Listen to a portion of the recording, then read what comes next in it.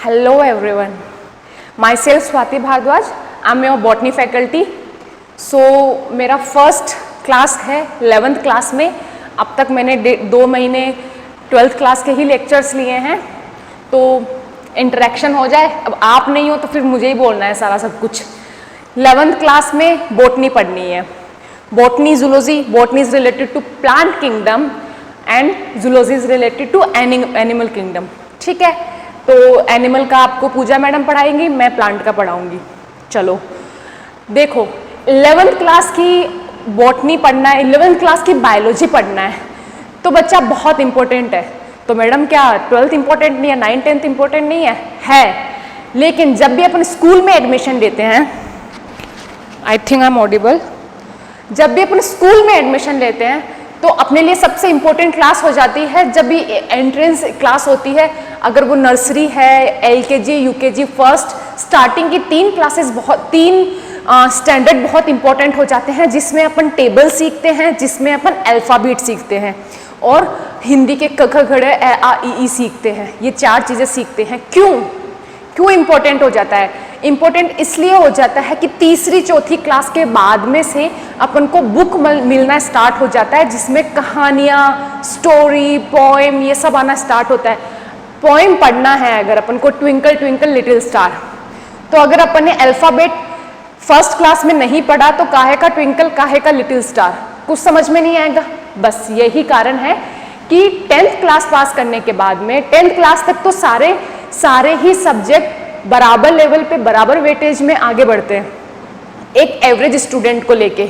लेकिन 11th class आगे के आपके मेडिकल फील्ड के लिए एक बेस का काम करता है. 11th क्लास 11th 12th दोनों करता है, लेकिन 12th में तो क्या अपन साइमल्टेनियसली कॉम्पिटिटिव एग्जाम फाइट करना स्टार्ट कर देते हैं, चाहे नीट का हो, एम्स का हो, जिपमेर का हो, जो भी हो.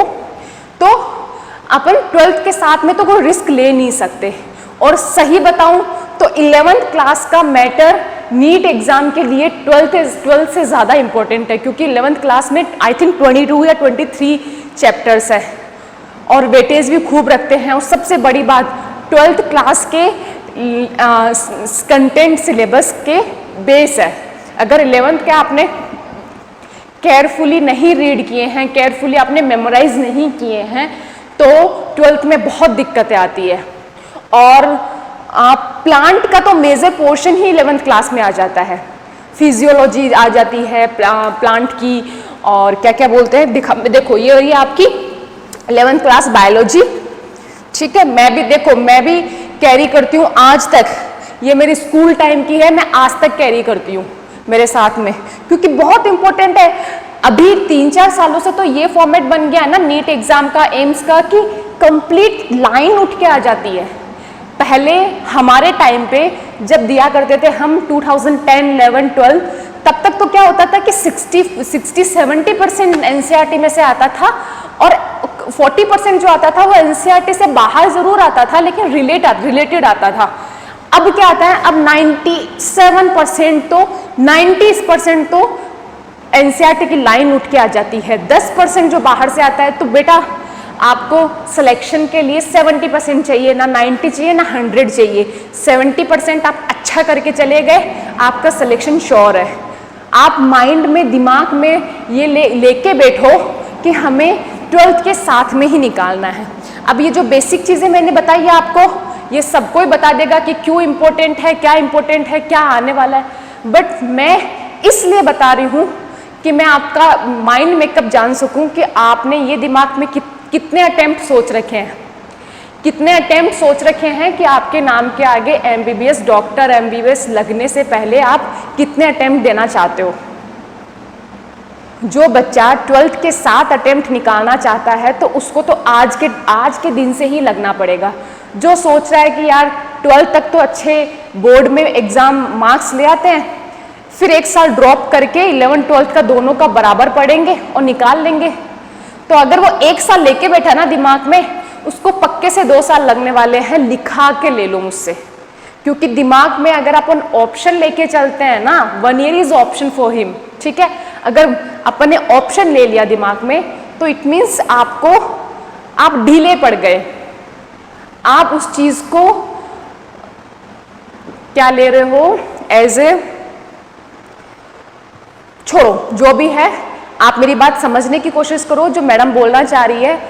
और हाँ, ये मत सोचना कि 11th क्लास है, ठीक है, धीरे धीरे हो जाएगा, अपन तो 12th में जाके मेहनत करेंगे। नहीं, मैंने आपको पहले भी एक बात बताई है कि आपके अटेम्प्ट आप डिसाइड करोगे, एग्जाम डिसाइड नहीं करेगा। बेटा बहुत पैसा लगता है, पेरेंट्स का बहुत उम्मीदें होती है, और सबसे कीमती होता है आपका वक्त। एक साल का समय एक ड्रॉप निकालने में चला जाता है, वो ही एक साल अगर आप 12th के साथ में निकल जाते हो तो आप सोचो, आप अपनी फैमिली के सबसे छोटी उम्र के बनने वाले डॉक्टर होंगे, इवन पहले डॉक्टर होंगे, समझ रहे हो? तो वो प्राउड मोमेंट अपने पेरेंट्स के लिए फील करके पढ़ा करो। किसी के लिए कुछ नहीं करना है, सिर्फ अपने लिए और अपने भविष्य के लिए करना है, ठीक है? तो पढ़ाई स्टार्ट कर दो जम के। और सबसे बड़ी बात, बायोलॉजी तो ना डिटरमाइनिंग स्टेप होता है, डिटरमाइनिंग फेज होता है बायोलॉजी, क्योंकि आप जानते हो केमिस्ट्री फिजिक्स, बॉटनी जूलॉजी दोनों मिलके बायोलॉजी बनाती है। बॉटनी जूलॉजी 50% कैरी करती है, रिमेनिंग 50% केमिस्ट्री फिजिक्स दोनों करती है, समझ रहे हो? और जो बायोलॉजी में अच्छा होता है, 90% मैंने बच्चे ऐसे देखे जो बायोलॉजी में अच्छे होते हैं, वो केमिस्ट्री भी बहुत अच्छे से कर लेते हैं, बस उनको थोड़ा सा पीछे खींचता है जो है फिजिक्स। तो फिजिक्स के लिए ये होता है कि आप अपनी फैकल्टी से जब भी लॉकडाउन अनलॉक के बाद में जब इंटरेक्शन होगा तो एक पूरा चार्ट बनवा लेना कि फिजिक्स में कौन से वाले यूनिट से ऐसे हैं कि सिर्फ एक आध क्वेश्चन आते हैं तो ठीक है, नहीं आते हैं तो ठीक है, फिर उनको नेग्लेक्ट कर दो। हाँ, मैं खुद बोल रही हूँ, एज ए फैकल्टी मैं आपको बोल रही हूँ कि अगर लगता है कि टाइम कंज्यूमिंग है और अपन को डाउट है कि अपन नहीं उस टाइम पे क्वेश्चन अटेम्प्ट कर पाएंगे, तो फिर उस पे अभी से भी टाइम वेस्ट ना करें, छोड़ दे। फिजिक्स में आप पास होने के लिए अपना 55 से 60% मटेरियल तैयार करके जाएं कि फिजिक्स आपको पीछे ना खिसका पाए। लेकिन फिजिक्स में अगर आप उतना ही कर रहे हो तो बायोलॉजी में आप 90% तैयार करके जाओ, केमिस्ट्री में आप 80% तैयार करके जाओ, समझ रहे हो? और देखो कितना जीनियस बच्चा हो, कुछ टॉपिक्स होते हैं तो उन ब्रिलियंट बच्चों के लिए भी हार्ड होते हैं, समझ रहे हो? बस वो वहीं पे डिफरेंशिएट कर जाता है रैंकिंग में। एक होता है बहुत अच्छी रैंकिंग, आपको शायद पता नहीं होगा, काउंसलिंग में रैंक बनता है आपके स्कोर से। स्कोर कार्ड जितना आपका अच्छा आता है, आपको उतनी ही रैंक की कॉलेज मिलती है। सबसे अच्छी रैंक की कॉलेज अपने हैं राजस्थान की SMS मेडिकल कॉलेज। हाँ, वो टॉप जो 25-30 बच्चे होते हैं ना, जो नीट के होते हैं, जो राजस्थान कैडर से भरना चाहते हैं कि भाई राजस्थान में उनको कॉलेज मिले, मेडिकल कॉलेज, तो सबसे, और फिर अपनी अजमेर सबसे लास्ट में अपनी झालावाड़ वाली आती है, फिर उदयपुर, झालावाड़। तो मतलब मैटर ये नहीं करता है, बस मिल जाए MBBS डिग्री, मिल जाए MBBS कॉलेज मिल जाए, वही बहुत बड़ी बात होती है। लेकिन मिलने के बाद ये चीज़ फील होती है कि यार अगर 5 नंबर मेरे ज़्यादा होते तो मैं आज झालावाड़ कॉलेज में ना होके SMS कॉलेज में होता। ये चीज़ें बाद में मैटर करती है। तो ये सब चीज़ें ना पहले ही सोच के उसी तरीके से अपने आप को प्रिपेयर करो। सिलेक्शन लेना है, ठीक है, लेना है, कितने अटेम्प्ट में लेना है? 12th के साथ लेना है या 12th के बाद 1 साल का ड्रॉप लेके लेना है? ठीक है, ओके, फिर लेना ही है, अगर 1 साल ड्रॉप ही करना है तो फिर SMS ही लेना है। झालावाड़ क्यों लेना है? जब 1 साल दे ही रहा हूं मैं तो फिर झालावाड़ में क्यों जाऊंगा? मैं जाऊंगा तो SMS में जाऊंगा, ये भी सही बात है। तो बस ये थोड़े क्राइटेरियाज होते हैं, थोड़ा समझना जरूरी होता है। मेडिकल कॉलेज में भी, काउंसलिंग में भी आपको चीज़ें समझ में आएगी। चलो कोई बात नहीं, ये आपकी NCERT है। अब बच्चा आपने 9th-10th में प्लांट किंगडम, एनिमल किंगडम का थोड़ा ओवरव्यू पढ़ा है, जस्ट लाइक एब्स्ट्रैक्ट। उसी को एलाबोरेट करने के लिए यहाँ पे 11th-12th क्लास दी गई है, जिसमें बायोलॉजी में सारा किंगडम बहुत अच्छे से बताया गया है। अब यह जो आपकी पहली यूनिट है, that is diversity in the living world, उसका पहला चैप्टर में पढ़ाने वाली हूँ, जो है द लिविंग वर्ल्ड। ये क्या होता है? द लिविंग वर्ल्ड का मतलब क्या होता है, बता सकते हो? The living world. अब ये जो चैप्टर है ना, ये 8 से 9 पेजेस का चैप्टर है। और यकीन मानो जब आप इसको थोरोली पढ़ोगे ना तो आपको लगेगा कि ऐसा क्या था इसके अंदर जो पढ़ना है और ऐसा क्या है कि इसमें से क्वेश्चंस बनते होंगे। जैसे अगर अपन ह्यूमन फिजियोलॉजी पढ़ते हैं, अपन प्लांट फिजियोलॉजी पढ़ते हैं, तो अपन को थोड़ी थोड़ी चीजें पता होती है कि हाँ यार ये इंपॉर्टेंट है, ये अगर प्रोसेस नहीं होगी तो आगे वाली ब्लॉक हो जाएगी, तो मतलब इसमें से क्वेश्चन बन सकता है। लेकिन इस चैप्टर में से कैसा क्वेश्चन बन सकता है? इस चैप्टर में से क्वेश्चन बनना, आगे के 3 चैप्टर है ना, plant diversity and animal diversity, उनका सबका रिजल्ट है ये चैप्टर। ये पता नहीं एनसीईआरटी वालों ने ये पहले क्यों डाल रखा है, सीबीएसई वालों ने। मेरे हिसाब से तो ये 4th नंबर का चैप्टर होना चाहिए था। डाइवर्सिटी दोनों पढ़ने के बाद 4th नंबर का चैप्टर होना चाहिए था, क्योंकि ये कहीं ना कहीं जो अपन डाइवर्सिटी पढ़ेंगे, plant diversity and animal diversity, उसका पूरा सार है ये एक चैप्टर। और इस एक चैप्टर में से नीट के एग्जाम में 4 से 5 क्वेश्चंस आते हैं और एम्स में ज़्यादा आते हैं। एम्स में हमेशा ये होता है कि जो चैप्टर बच्चा लाइटली लेके चलता है उसमें से भरपूर क्वेश्चंस आते हैं, क्योंकि वो एम्स हमेशा कॉमन सेंस चेक करता है बच्चे का। नॉलेज तो करता ही करता है, साथ में कॉमन सेंस की बच्चा किस चीज़ को लाइट लेता है और कहाँ मात खाता है, ये एम्स का हमेशा से पैटर्न रहा है। ठीक है, अब अपना आता है लिविंग वर्ल्ड। क्या होता है लिविंग मतलब सजीव। एक होता है नॉन लिविंग, दैट इज निर्जीव। लिविंग मतलब सजीव। वर्ल्ड, संसार, जो आगे पीछे है, ये टेबल, ये कुर्सी, ये दीवारें, ये मैं, आप, फोन, फैन, ये सब एक वर्ल्ड के अंदर आ गए। ठीक है, तो जितने मैंने अभी नाम गिनाए ये सब ऊपर नीचे, तो उनमें से लिविंग कौन सा था, नॉन लिविंग कौन सा था? लिविंग और नॉन लिविंग कौन सा था? सिर्फ मैं लिविंग थी और सब नॉन लिविंग थे, यही बोलोगे? ठीक है, किस बिहाफ पे बोला ये चीज कि मैं लिविंग थी और सारे नॉन लिविंग थे? क्यों? क्या क्योंकि मैं बोल रही हूं, या फिर क्यों मैं मूव कर रही हूं, या फिर मेरी आवाज आपको सुनाई दे रही है? ठीक है बेटा, लेकिन आपको लगता है कि ये सच में एक क्राइटेरिया है लिविंग और नॉन लिविंग को डिफरेंशिएट करने का? क्या सच में आपको लगता है ऐसा? बिल्कुल नहीं है। तो इसके इंट्रोडक्टरी पार्ट यही बोलता है कि बहुत सारे साइंटिस्ट थे जिन्होंने, ये तो बिफोर क्राइसिस की बात है, बीसी की बात है, उस टाइम पे टेक्नोलॉजी, साइंस ने इतना प्रगति, इतना डेवलपमेंट नहीं किया था, तो लोग थ्योरीज ही लिखते थे, केवल थ्योरीज बताते थे, प्रेजेंट करते थे, लगता था कि ये थ्योरी वैलिड है तो वो थ्योरी छप जाती थी, पब्लिश हो जाती थी। अगर नहीं लगता, किसी न किसी एक डिफॉल्ट की वजह से उसको फेल कर दिया जाता था।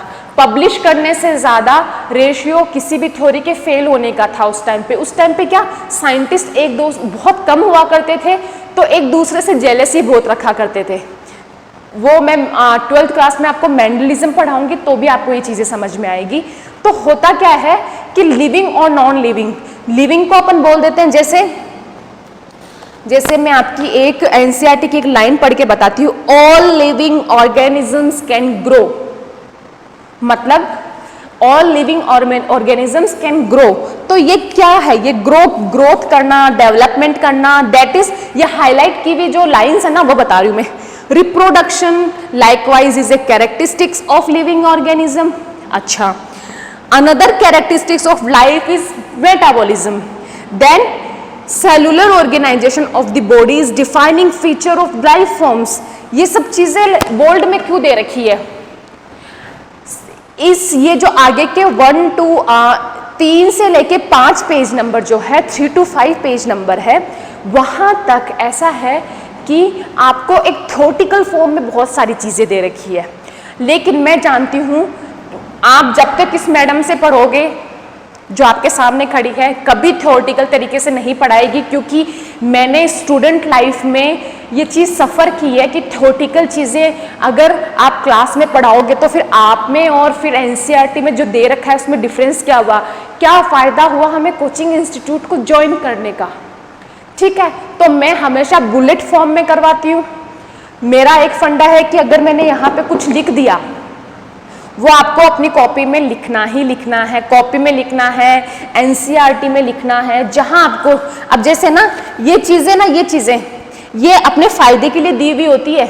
जो इतना कट है ना, इतने कट में आप कम से कम भी 25 से 30 बुलेट पॉइंट लिख सकते हो, छोटी हैंड राइटिंग में। और ये बुलेट पॉइंट्स है ना, आपको रिवीजन के टाइम पे बहुत मदद करेंगे, ठीक है, बहुत ज़्यादा बेनिफिशियल होता है। क्योंकि देखो, आपके पास मॉड्यूल दिया हुआ है कोचिंग इंस्टीट्यूट से, आपके पास एनसीईआरटी है, फिर मैं बोल रही हूँ कि यहाँ पे जो मैं लिखा हूँ आप कॉपी में नोट करो। तो एक बात बताना कि आप कर तो लोगे सब कुछ, लेकिन एग्जाम में, जब नीट का एग्जाम होगा, जब आपके पास 10 दिन होंगे एग्जाम से पहले, तो आप क्या तीनों चीजें लेके बैठोगे? नहीं, आप उस टाइम पे सिर्फ एनसीईआरटी लेके बैठना। लेकिन उस एनसीईआरटी में जो मैडम यहाँ पे बुलेट पॉइंट्स लिख रही है, वो छोटे मेंशन होने चाहिए कि आपको नोट्स ना खोलना पड़े, आपको मॉड्यूल ना कबाड़ना पड़े। समझ रहे हो? आपका काम एनसीईआरटी से ही हो जाए, क्योंकि एट दी एंड सब एनसीईआरटी ही सब कुछ बंद कर देंगे, साल भर का पढ़ा हुआ सिर्फ एनसीईआरटी पे फोकस करेंगे। और हम खुद बोलेंगे आपको एनसीईआरटी पे फोकस करने के लिए, गलती नहीं है आपकी, लेकिन उस एनसीईआरटी में फिर जब पढ़ ही रहे हैं तो एनसीईआरटी में साइड में अपना भी कुछ लिख ले जिससे फायदा हो जाए। समझ रहे हो? चलो, तो अपना जो टॉपिक है वो है what is life. What is life, क्या है जीवन, क्या है? मैं हूँ, अपन से बोलते हैं do take your life, do your life, stay in your life, ये सब चीज़ें बोलते हैं। तो होती क्या है लाइफ?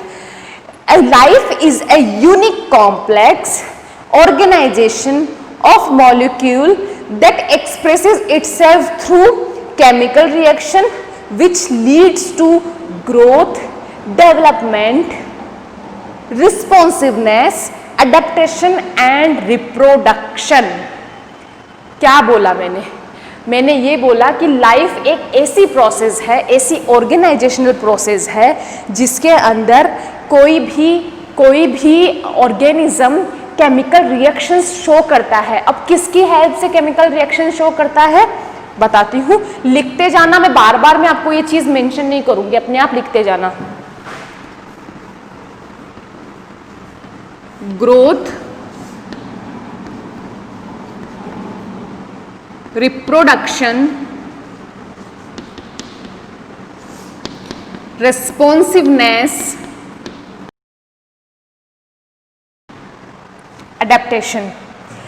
अगर लाइफ को आपको एक पूरे सेंटेंस में डिफाइन करना है तो आप ये 4 वर्ड्स लिख दोगे, आपका काम हो जाएगा। यही 4 वर्ड्स है जो लिविंग नॉन लिविंग को एक दूसरे से डिफरेंशिएट कर देते हैं। क्या है? Life is the progressive process that expresses itself through chemical reactions which leads to growth, development, reproduction, responsiveness, adaptation. अब ये क्या मतलब है? देखो, अपना बर्थ होता है, अपन न्यूबॉर्न बेबी होते हैं, फिर अपन स्कूल में पढ़ना स्टार्ट करते हैं, स्कूल के बाद कॉलेज में आते हैं, कॉलेज के बाद शादी करते हैं, पेरेंट्स बनते हैं, पेरेंट्स के बाद पेरेंट्स की जिम्मेदारियां निभाते हैं। तो ग्रोथ हुई ना अपनी, डेवलपमेंट हुआ ना अपना, ठीक है। मेरे सामने ये बोर्ड रखा हुआ है, मेरे सामने ये दीवार है, ये 10 साल पहले भी मैं यहीं पे यही देख के गई थी और 10 साल के बाद मैं आज खड़ी हूँ तो यही देख रही हूँ। क्या इनका ग्रोथ, इनका डेवलपमेंट हुआ? ग्रोथ नहीं हो सकता। डेवलपमेंट होता है कि अपन अपने फोर्स से इनको ना ग्रीन बोर्ड को ब्लैक कर दे, वाइट कर दे, that is the form of development which leads ourselves, अपनी वजह से हो रहा है। बट इनकी खुद की तो कोई ऐसी अंदर से कोई स्टेमिना है, फिर ऐसी कुछ कैपेसिटी नहीं है ना कि खुद से ग्रो कर ले।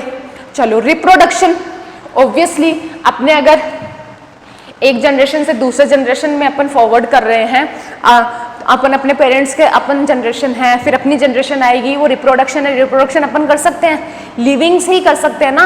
अब मैं अपना नाम ले रही हूँ, इट मीन्स ये मत सोचना कि मैं सिर्फ ह्यूमन बींग्स की बात कर रही हूँ। Human beings, plants, bacterias, fungi, algae, जो जो चीज़ें लिविंग होती है मैं सबको एक कम्युनिटी फॉर्म में यूज़ कर रही हूँ। कभी मत सोचना कि मैडम सिर्फ एक अपनी बात कर रही है, कि एज ए ह्यूमन बीइंग बात कर रही है। नहीं, मैं अभी तो यहाँ पे animal kingdom and plant kingdom दोनों को मर्ज करके बात कर रही हूँ। ठीक। तीसरा है रिस्पॉन्सिवनेस। रिस्पॉन्सिवनेस, रिस्पॉन्सिवनेस क्या होता है? मैं अगर कहीं पे बोनफायर हो रहा है, उसके पास से गई, ठीक है, बोनफायर के पास से गई, मुझे यहाँ पे टच हुआ तो मैं फटाक से यूं हो जाऊंगी। रिस्पॉन्स किया मैंने। अगर मैं कोई चेयर जा रही है, चेयर जाएगी कैसे? किसी रिक्शे में कोई चेयर जा रही है, रिक्शा वाला लेके जा रहा है, पीछे अगर आग लग रही है तो क्या चेयर में इतना स्टेमिना है कि वो चेयर आगे पीछे भाग जाए कि मुझे गर्मी लग रही है या मेरा हाथ जल रहा है, मेरा पैर जल रहा है? नहीं ना, रिस्पॉन्स नहीं कर सकते। वही होते हैं नॉन लिविंग। एक तीसरा होता है, लास्ट होता है एडेप्टेशन। एडेप्टेशन क्या होता है? एडेप्टेशन ये होता है कि किसी चीज़ के लिए हेरिडिटी तरीके से अपन अडेप्ट कर लें। जैसे अपन घूमने के लिए कभी हिमालयाज़ जाते हैं, तो वहाँ पे हिमालयाज़ हो या फिर ठंडी जगह जाते हैं तो वहाँ पे होते हैं पोलर बियर होते हैं। क्या पोलर बियर को अपन यहाँ ला सकते हैं जैसलमेर में? क्यों? क्योंकि उनके एडेप्टेशंस वहीं पे है, वो आइस में ही रह सकते हैं, उनका पूरा शरीर का ढांचा, उनका पूरा मेटाबॉलिज्म, उनका पूरा रिस्पॉन्स सारा उसी के लिए है। तो क्या यहाँ के अपन जैसलमेर के ऊंट ले जाके, कैमल वहाँ ले जाके वहाँ खड़े कर सकते हैं? नहीं, सर्वाइव नहीं कर सकते, क्योंकि कैमल ने अपने आप को डेजर्ट के लिए अडेप्ट कर रखा है। समझ पा रहे हो? तो ये हो गया एडेप्टेशन। चलो, ये मैंने कैरेक्टरिस्टिक्स बता दिया। तो अब होता है कि अपना नेक्स्ट टॉपिक आता है, that is characteristics of living being. ये तो एक जनरल पार्ट था, दिस इज इंट्रोडक्टरी पार्ट। तो पहला आता है कैरेक्टरिस्टिक्स ऑफ लिविंग बीइंग।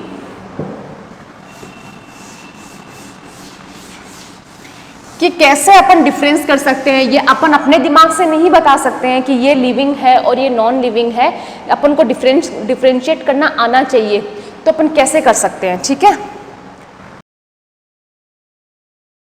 हाँ, एक चीज बता देती हूँ। यहाँ से जो आपको मॉड्यूल मिला हुआ है ना, यहाँ से जो मॉड्यूल मिला हुआ है, मुझे कल रात को बैठते हुए मुझे, जब मैं ये सोच रही थी कि मुझे कल बच्चों को क्या पढ़ाना है, तब मैंने देखा कि यार यहाँ से अपन शुरू करते हैं, अगर टेक्सोनॉमी से स्टार्ट करते हैं, प्लांट डाइवर्सिटी स्टार्ट करते हैं, तो होता यह है कि अपन पूरा फर्स्ट लेसन ही स्किप कर देंगे। नहीं स्किप करना है अपन को। भी 11th है, अभी बच्चे पहले बुक्स देखेंगे, एनसीईआरटी देखेंगे और फिर मैडम को चेक करेंगे। अच्छा, मैडम ने लाइन टू लाइन पढ़ाई कि नहीं पढ़ाई, मैडम ने ये वाला पॉइंट लिया कि नहीं लिया। इसलिए मैं, और बच्चा मुझे भी ज़रूरी लगता है कि 11th क्लास में अगर आप आ रहे हो तो एक प्रॉपर शेड्यूल के साथ चलो, क्योंकि सीबीएसई ने खुद ने अगर 11th क्लास में फर्स्ट चैप्टर ये डाल रखा है तो सीबीएसई ने कुछ सोच समझ के डाल रखा होगा। ठीक है, तो एक बेस क्लियर करने के लिए फर्स्ट चैप्टर दिया गया है। तो लेकिन आपके इसमें ये फर्स्ट चैप्टर एक तरीके से मान सकते हो कि इग्नोरेंस की तरह है, क्योंकि उनको लगता है कि कुछ आएगा नहीं। लेकिन मुझे लगता है कि आपको ये पढ़ना ज़रूरी है आपके बेसिक क्लियर करने के लिए। तो मैं ये जो चीज़ें लिखा रही हूँ ना, ये इसमें मेंशन नहीं है, और मेंशन आपके एनसीईआरटी में है, लेकिन एनसीईआरटी में थ्योरेटिकल तरीके से मेंशन है। तो मैं बुलेट फॉर्म में बता रही हूँ, बुलेट पॉइंट में बताऊंगी। तो आप ना अपनी स्वाति भारद्वाज नाम की एक कॉपी बना लो, जो आज से स्टार्ट करनी है आपको। ये लिखते जाओ। मैं क्वेश्चन पेपर बनाऊंगी, मैं इसके से क्वेश्चन दूंगी, ये याद रखना। ठीक है, तो अपन स्टार्ट करते हैं। Characteristics of living being. ये कैरेक्टरिस्टिक्स बताऊंगी मैं आपको, 10 से 12 कैरेक्टरिस्टिक्स है जो सारे डिफाइन करते हैं कि हाँ ये लिविंग है, मैं लिविंग हूँ, ये पंखा नॉन लिविंग है। ये कैरेक्टरिस्टिक्स अगर मुझ में है तो मैं लिविंग हूँ, ये कैरेक्टरिस्टिक्स अगर उसमें है तो ये भी लिविंग है। ठीक, तो उसमें पहला कैरेक्टरिस्टिक्स है डेफिनेट शेप एंड साइज। क्या लिखा मैंने? कोई भी लिविंग ऑर्गेनिज्म है, नो डाउट उसके अंदर, जैसे अपन लोअर वर्टिब्रेट्स को ले लेते हैं या फिर लोअर लोअर ऑर्गेनिजम्स लेते हैं, जैसे एल्गी हुआ, बैक्टीरियाज हुआ, ये सब में तो क्या अपने आप के शेप को, जैसे अमीबा ले लो, अमीबा का शेप कभी भी डिफाइन नहीं होता है, डेफिनेट नहीं होता है, जहाँ जिस तरफ मोड़ लिया उस तरफ आगे वो अपना प्रोटोप्लास्ट डाल देता है और मूव कर लेता है। पता चल गया, अमीबा की ऐसी ऐसी होती है पूरी स्ट्रक्चर, तो स्ट्रक्चर नहीं है, लेकिन एक शेप तो है उसका, साइज तो है, एक लेयर तो है ना उसकी, बाउंडेड लेयर तो है, बाउंडेड लेयर के अंदर ही काम कर रहा है वो, चाहे वो इधर घूम जाए चाहे वो उधर बन जाए, शेप साइज नहीं है लेकिन एक बाउंडेड लेयर तो है उसके ऑर्गेनिज्म की, उसके बॉडी की। तो बस मैं वही बोलने की कोशिश कर रही हूँ कि डेफिनेट शेप एंड साइज, तो क्या मैडम नॉन लिविंग की नहीं है? जिनकी मैं यहाँ पे लिखती हूँ, जिनकी एक प्रॉपर साइज होती है लिविंग्स की, उनको बोलते हैं मॉर्फस, और जिनकी प्रॉपर साइज नहीं होती है दैट्स कॉल्ड एमॉर्फस।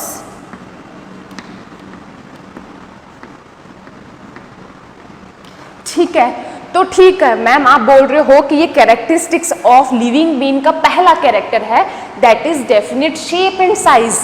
तो आपने बोला लिविंग बीइंग्स का साइज होता है, ठीक है, अमीबा, पैरामीशियम, ये वो, तो कुर्सी का भी तो साइज है, साइज है नहीं, ये है अपन ने बनाया है, अपन ने बनाया है, नेचुरल तरीके से नहीं है। ठीक है, फिर भी इस कैरेक्टरिस्टिक्स को अपन एक डिफाइनिंग कैरेक्टरिस्टिक्स नहीं ले सकते। डिफाइनिंग होता है, पता है डिफाइनिंग कैरेक्टरिस्टिक्स क्या होता है, कि ये कैरेक्टर, एक अकेला ये कैरेक्टर होना ही बता देगा कि ये नॉन लिविंग है या नहीं है। ठीक है, तो ये एक उन कैरेक्टर में से एक है, लेकिन अकेला डिफाइनिंग कैरेक्टर नहीं है ये। ठीक, फिर दूसरा कैरेक्टर है ऑर्गेनाइजेशन। ऑर्गेनाइजेशन, मेरी बॉडी है, मेरी बॉडी बनी हुई है ऑर्गन से, ऑर्गन्स बनते हैं टिश्यू से, टिश्यू बनता है सेल से, सेल किससे बनता है, सेल की स्मॉलेस्ट यूनिट होती है कार्बन, हाइड्रोजन, ऑक्सीजन, सल्फर, इनसे, प्रोटीन से बनी हुई है। तो एट द एंड ऑर्गेनाइजेशन ही हुआ ना, एट द एंड कंपोनेंट को है कौन है, केमिकल्स है, chemicals will form cells, cells will form tissues, tissues will gathered in the form of organs, और ऑर्गन से मेरा शरीर बना हुआ है। तो एक तरीके से ऑर्गेनाइजेशन हुआ ना, दो ने मिलके ये बनाया, दो ने मिलके ये बनाया, तो प्रॉपर ऑर्गेनाइजेशन हुआ कि नहीं हुआ, इसीलिए इसको बोलते हैं ऑर्गेनाइजेशन। तीसरा है growth and development. Growth and development, क्या मतलब है ग्रोथ एंड डेवलपमेंट से? ग्रोथ एंड डेवलपमेंट का मतलब है परमानेंट इन्वर्सिबल चेंज होना किसी भी लिविंग बींग्स के अंदर, परमानेंट इन्वर्सिबल चेंज। परमानेंट मतलब स्थिर, सर्टेन। इन्वर्सिबल मतलब वापस नहीं बदल सकते, मतलब आज मैं वापस बचपन में जा सकती हूँ, आज मैं वापस बचपन में जा सकती हूँ, हाँ मैं बचपन की क्लास में जाके बैठ सकती हूँ, अगर मैं फर्स्ट क्लास में, नर्सरी क्लास में जाके बैठ सकती हूँ, लेकिन मैं उन बच्चों की तरह नहीं बन सकती जो आज फर्स्ट क्लास में हैं। ठीक है, तो ये चेंजेस कहाँ से आए, ये changes in the form of growth and development, हुआ कि नहीं हुआ, और ये परमानेंट है, परमानेंट है ना, कि ऐसा थोड़ी है मैं 4 दिन के लिए बड़ी हो गई, फिर मैं अगला लेक्चर देने मैडम आई तो इतनी सी आई मैडम, नहीं है ना। ठीक है, तो इस मेरा बोलने का मतलब है परमानेंट इन्वर्सिबल चेंज। अब ये चेंज किसकी फॉर्म में होता है, this change will appear in the form of dry weight, mass and number. समझ में आया? ड्राई वेट अपन यूज करते हैं प्लांट्स के लिए यूज करते हैं अपन ड्राई वेट। मास प्लांट और एनिमल दोनों के लिए यूज करते हैं, मतलब इन तीनों के फॉर्म में आप में चेंजेस आ सकते हैं। ठीक है, अब इन तीनों को मेजर करके ही अपन बता सकते हैं कि हाँ चेंजेस आए हैं। ठीक है, अब आगे ये है कि ये किन किन प्रोसेस से होता है, मतलब प्लांट में है तो ये थ्रू आउट लाइफ होगा, और हाँ जैसे मेरा बोलने का मतलब है अगर ये ग्रोथ और डेवलपमेंट प्लांट में है और एनिमल में है तो क्या डिफरेंस है दोनों में? देखो आपने नोटिस किया होगा कि प्लांट में डेवलपमेंट, कोई अपन देखते हैं पीपल का पेड़, बरगद का पेड़ देखते हैं अपन, तो अपने दादा लोग परदादा लोग थे ना, उन्होंने लगाया होगा, लेकिन आज वो इतना बड़ा हो गया। लेकिन अपन ये बोल सकते हैं क्या बड़ा होके वो रुक गया है, अब उसमें ग्रोथ और डेवलपमेंट नहीं होगा? नहीं, प्लांट्स में growth development through out life चलता है।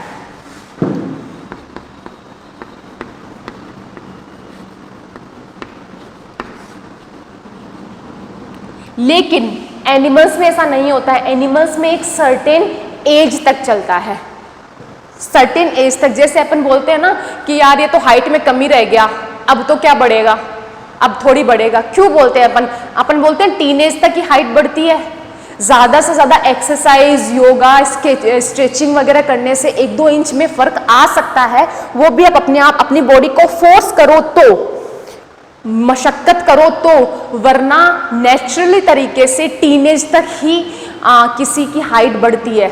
ठीक है, आफ्टर 22, आफ्टर 20 हाइट नहीं बढ़ती है, बस उसके बाद में मोटापा ही बढ़ता है, हाइट नहीं बढ़ती है। तो ये एक तरीके से एक डेफिनेट फीचर हुआ ना कि एक सर्टेन एज तक ही आपकी हाइट बढ़ी। तो एनिमल्स में क्या होता है, एनिमल्स में सर्टेन एज तक ही ग्रोथ और डेवलपमेंट होता है। हाँ, सेल डिवीजन होता है, लेकिन एक डेड सेल को रिप्लेस करने के लिए सेल डिवीजन होता है, ग्रोथ और डेवलपमेंट के लिए नहीं होता है।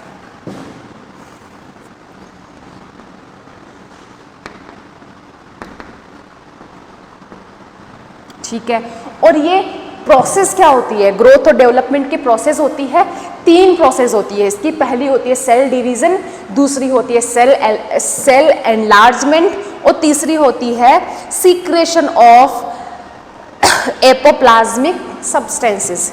देखो, प्रोटोप्लाज्मिक सब्सटेंस होता है प्रोटोप्लाज्म के अंदर, एपोप्लाज्मिक होता है प्रोटोप्लाज्म के बाहर। अब प्रोटोप्लाज्म के बाहर अगर कोई तरह का डेवलपमेंट हो रहा है तभी तो वो जाके विजिबल होगा। तो there are 3 process for growth and development. First is cell division, second is cell elongation, enlargement, and last one is secretion of epoplasmic substances। ठीक है, ये मैंने 2 बार रिपीट कर दिया, प्लीज लिख दीजिएगा क्योंकि बोर्ड पे जगह नहीं है। Should I rub this? अगर आपने लिख लिया हो तो मैं इसको रब कर दूं? ठीक है।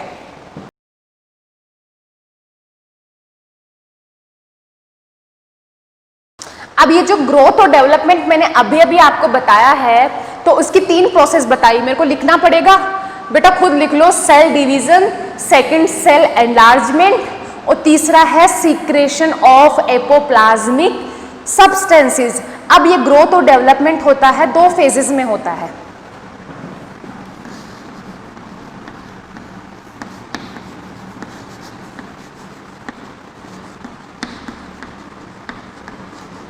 दो फेजेस। क्या है 2 फेजेस का नाम? पहले नाम है इंटूसिसेप्शन, इंटूसिसेप्शन, बड़ा हार्ड नेम है, इंटूसिसेप्शन। एंड दूसरा है एक्रिएशन, एक्रिएशन। क्या मतलब है दोनों का? पहला है इंटूसिसेप्शन और दूसरा है एक्रीशन। क्या हम है दोनों से मतलब क्या है? ये शायद ये टर्मिनोलॉजी आपने अभी तक नहीं पढ़ी होगी, और बॉटनी में टर्मिनोलॉजी ही हार्ड होती है, उनका मीनिंग हार्ड नहीं होता है। तो ग्रोथ और डेवलपमेंट 2 फेजेस में होता है, 2 तरीके से होता है। किस तरीके से? पहला होता है इंटूसिसेप्शन, दूसरा होता है एक्रीशन। इंटूसिसेप्शन होता है इंटरनली ग्रोथ होना। इंटरनली ग्रोथ का मतलब internally growth due to aid of material and cell of formation of cell. साथ में लिखना, इंटरनल ग्रोथ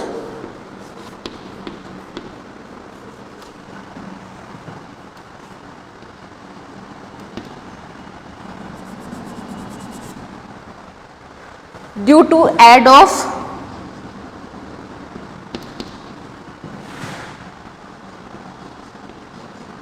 material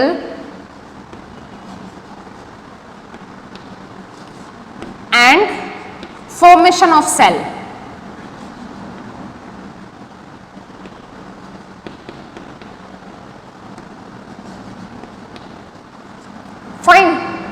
ठीक है। और एक्रीशन क्या होता है? एक्रीशन होता है एक्सटर्नली किसी का जमाव हो जाना, मतलब नॉन लिविंग पार्ट का।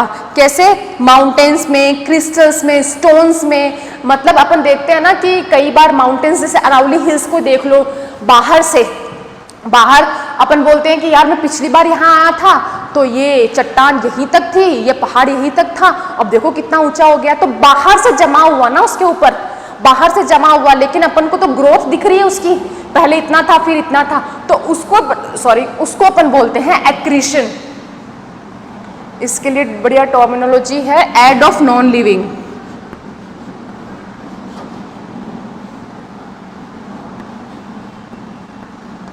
Add of non living. और एग्जाम्पल जैसे माउंटेन। अब बताओ कौन कौन से अपन ने कैरेक्टरिस्टिक्स ऑफ लिविंग बीइंग पढ़ लिए हैं। पहला अपन ने पढ़ा, सबसे पहला जो अपन ने पढ़ा that is definite shape and size. दूसरा अपन ने पढ़ा ऑर्गेनाइजेशन। तीसरा अपन अभी खत्म कर चुके हैं ग्रोथ एंड डेवलपमेंट। अब चौथा क्या है?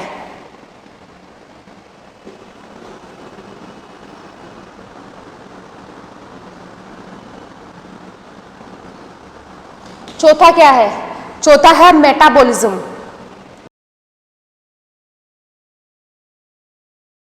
मेटाबॉलिज्म क्या है?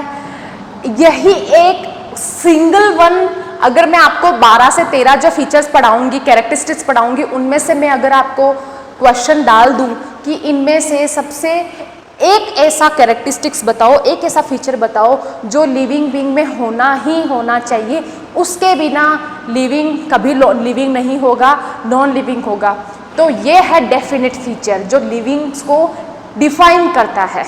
This is the definite defining property of non living. लिख लेना, डिफाइनिंग प्रॉपर्टी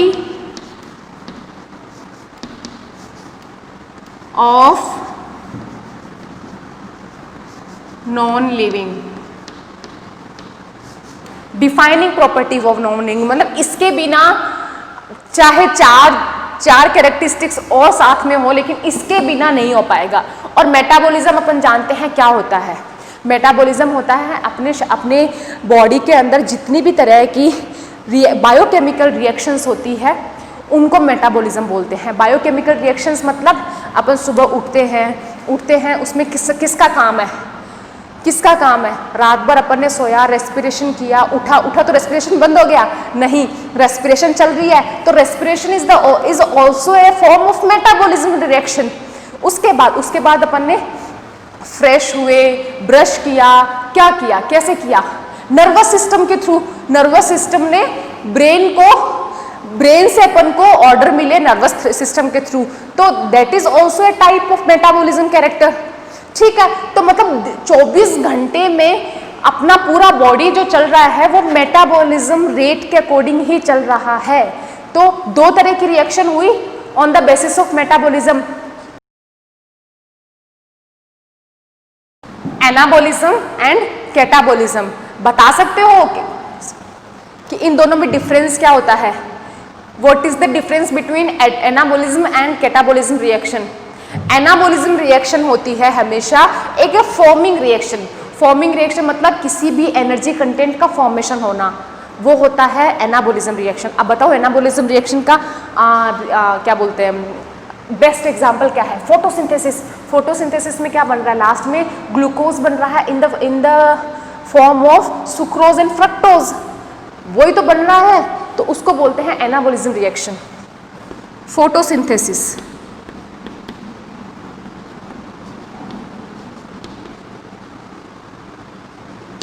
और कैटाबॉलिज्म रिएक्शन होता है to cut down the energy. ऐसी कौन सी रिएक्शन है जिसमें एनर्जी कट डाउन होती है? रेस्पिरेशन। अपन सांस ले रहे हैं ना, तभी अपनी एनर्जी वेस्ट हो रही है। अगर अपन सांस ले ही नहीं तो अपन को चाहिए ही क्या? फिर सांस ले रहे हैं तभी अपन को भूख लग रही है, तभी अपन खाना खा रहे हैं, तभी डाइजेस्ट कर रहे हैं, सब कुछ एक रेस्पिरेशन के पीछे ही हो रहा है। तो कैटाबॉलिज्म रिएक्शन है to cut down the energy content, that is respiration.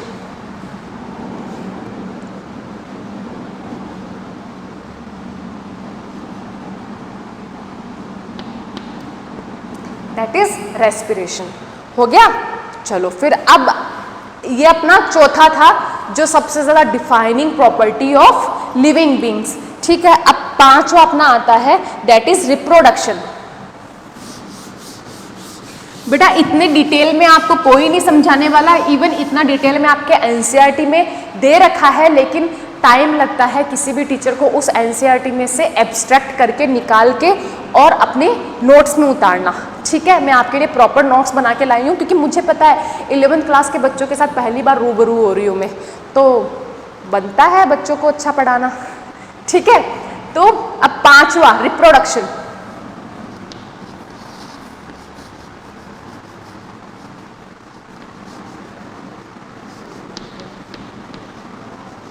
क्या होता है?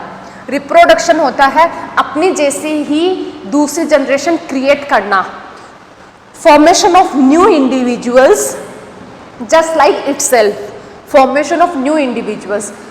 ठीक है, जैसे मैं मेरे पेरेंट्स की ऑफस्प्रिंग हूँ, जनरेशन हूँ, तो वो किसके थ्रू आई? रिप्रोडक्शन के थ्रू आई।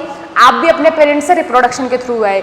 तो ये एक कैरेक्टरिस्टिक होता है लिविंग बीइंग का कि वो जनरेशन बढ़ाने के लिए, अपनी पॉपुलेशन बढ़ाने के लिए हमेशा रिप्रोडक्शन करते हैं। लेकिन क्या ज़रूरी है वो रिप्रोडक्शन करते हैं? क्या ज़रूरी है वो? क्या ये कैरेक्टरिस्टिक्स है कि वो रिप्रोडक्शन करेंगे? नहीं, बिल्कुल नहीं है। जैसे आपके बहुत अच्छा एग्जाम्पल दे रखा है रिप्रोडक्शन का, बताती हूँ। जैसे ह्यूमन बींग्स में देख लो ना, जो लोग सिक्सर होते हैं, समझ रहे हो ना सिक्सर क्या होते हैं? हाँ, उनमें एबिलिटी नहीं होती है कि वो जनरेट कर सके न्यू जनरेशन। एक मेल और फीमेल दोनों में एबिलिटी होती है कि वो रिप्रोडक्शन कर सके, लेकिन एक सिक्सर में नहीं हो सकता है। तो क्या वो लिविंग बीइंग नहीं है? उसको निर्जीव घोषित कर दे, नॉन लिविंग घोषित कर दे? नहीं, बिल्कुल नहीं कर सकते। तो देखो इसमें बहुत अच्छा एग्जाम्पल है रिप्रोडक्शन में।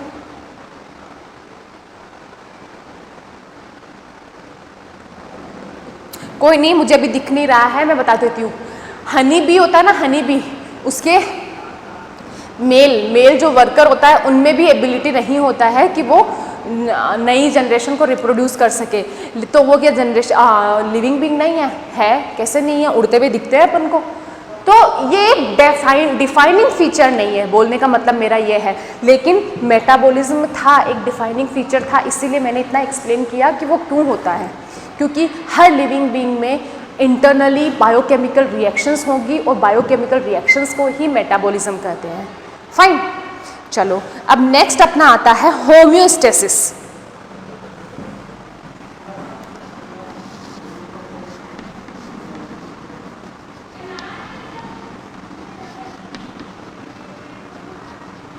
होम्योस्टेसिस क्या मतलब होता है? होम्योस्टेसिस का मतलब होता है maintenance of constant and favourable conditions, internal environmental conditions. मतलब होम्योस्टेसिस मतलब जैसे भी किसी भी इंसान को, किसी भी एनिमल या किसी भी प्लांट को एक फेवरेबल एनवायरमेंटल कंडीशंस हुई, प्रोवाइड करी गई, तो वो अपने आप को मेंटेन कर लेता है, उसी के हिसाब से वो अपने आप को ढाल लेता है, तो वो होता है होम्योस्टेसिस। अब ये होम्योस्टेसिस ऑस्मो रेगुलेशन के तौर पे भी हो सकता है या फिर थर्मोस्टेसिस भी हो सकता है, ये अपन आगे पढ़ेंगे क्या होता है। लेकिन एक होम्योस्टेसिस भी एक बेसिक कैरेक्टरिस्टिक्स होता है जो लिविंग बीइंग शो करते हैं। समझ में आई बात? अब होता है आगे that is consciousness. That is consciousness.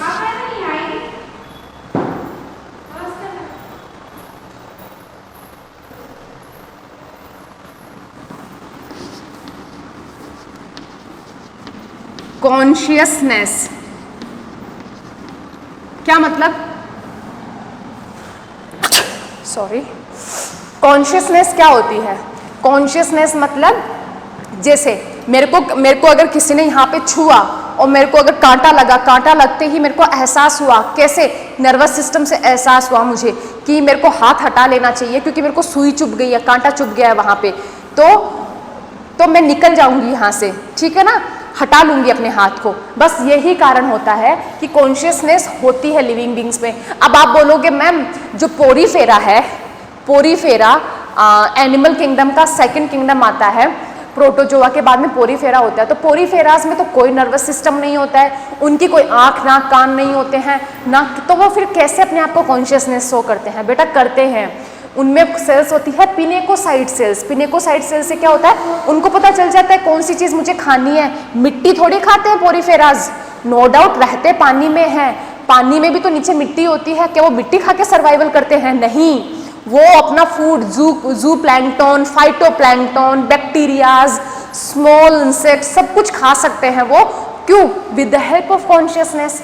तो मतलब हर तरीके का अडेप्टेशन तो हो ही गया ना, समझ रहे हो बात को? अपन हायर वर्टिब्रेट्स है तो अपने अंदर हायर तरीके से मिल जाएगा, कॉम्प्लेक्सिटी है, वो बेचारे लोअर है तो उनको लोअर तरीके से, लेकिन सबके पास अपने अपने सर्वाइवल के लिए कुछ कुछ चीज़ें हैं जो खुद से अडेप्ट की गई है। ठीक है, ये 7वां कॉन्शियसनेस हो गया। अब 8वां है अडेप्टेशन। वही वाली बात जो अभी भी मैंने बताई है, वापस डिफाइन करने की ज़रूरत नहीं है कि अगर पोलर बियर वहीं क्यों मिलते हैं, अपने जैसलमेर रेगिस्तान में कैमल ही क्यों मिलते हैं, वो सब अडेप्टेशन वाली बात होती है। अडेप्टेशन लिविंग बींग्स में ही होता है, नो डाउट, नॉन लिविंग में तो होगा नहीं। नेक्स्ट वाला पॉइंट है वो है इवोल्यूशन। इवोल्यूशन क्या होता है? आपको पता है ना कि अपने जो एंसेस्टर्स थे वो बंदर थे, बंदर के बाद अपन गोरिल्ला, चिंपैंजी, इन सब के बनने के बाद होमोसेपियंस बने थे। ह्यूमन बीइंग का साइंटिफिक नेम होमोसेपियंस है, पता है ना आपको? तो ये तरह का, ये क्या था? एक तरह का ये इवोल्यूशन था, फाइलोजेनेटिकली इवोल्यूशन था। ठीक है, तो ये होता है इवोल्यूशन, ये भी लिविंग बीइंग ही शो करेंगे। नेक्स्ट वाला है 10 नंबर का, वो है जो 10 नंबर का है वो है रिपेयर एंड रीजनरेशन। सी, अपन अपनी बात करते हैं रिपेयर और रीजनरेशन में। मेरे यहाँ पे अगर सब्जी काटते काटते कुछ और काम करने लग जाऊँ तो मेरे यहाँ पे कट लग जाएगा। वो कट कितने दिन में सही हो जाएगा? क्या मेरे को ऑपरेशन करवाना पड़ेगा इसका, या फिर किसी दूसरे का हाथ कटवा के यहाँ लगवाना पड़ेगा? क्यों करवाना पड़ेगा? नहीं करवाना पड़ेगा ना। मेरी टिश्यूज़, मेरी जो हाथ की एपिथेलियल टिश्यूज़ है, यही अपने आप में बायोकेमिकल रिएक्शन करके एक नई स्किन बना देगी। मेरे को कुछ करने की ज़रूरत नहीं होगी, बस मुझे इतना करने की ज़रूरत होगी कि मैं उसको ढक के रखूँगी तो वो प्रोसेस जल्दी हो पाएगी, पानी के कॉन्टेक्ट में ना आने दूँ। अब ये तो अपनी बात हो गई। और ये लोअर वर्टिब्रेट्स में, लोअर एनिमल्स में क्या होता है? छिपकली का एग्जाम्पल ले लो, बहुत अच्छी बात है। छिपकली का एग्जाम्पल ले लो, पूंछ कट जाती है उसकी, कई बार अपन भगाते भगाते चप्पल से मार देते हैं उसको तो पूंछ गिर जाती है उसकी। अब आप 20 दिन बाद में देखना उसकी वैसे की वैसी पूंछ जनरेट हो जाती है, उसमें है रीजनरेशन की पावर। उसी तरीके से अमीबा को आप कितने भी पार्ट में काट के फेंक दो, छोटा सा पार्ट भी जिसमें प्रोटोप्लाज्म है, वो पूरा अमीबा जनरेट कर सकता है। आई बात समझ में? तो बस मेरा यही बोलने का मतलब था कि ये लिविंग्स का ही कैरेक्टरिस्टिक्स होता है, रिपेयर और रीजनरेशन। लास्ट अगला जो 2 आते हैं वो है, पहला है एजिंग, दूसरा है डेथ।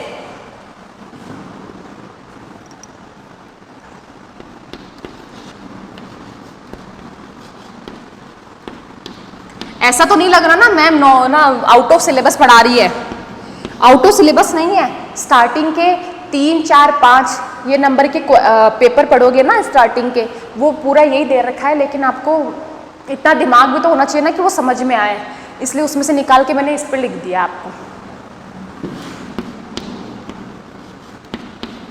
एजिंग और डेथ। आपको पता है एजिंग क्या होता है? एजिंग एक परमानेंट कैरेक्टर है जो आएगा ही आएगा, अपन उसको रोक नहीं सकते, बस उसको डिले कर सकते हैं।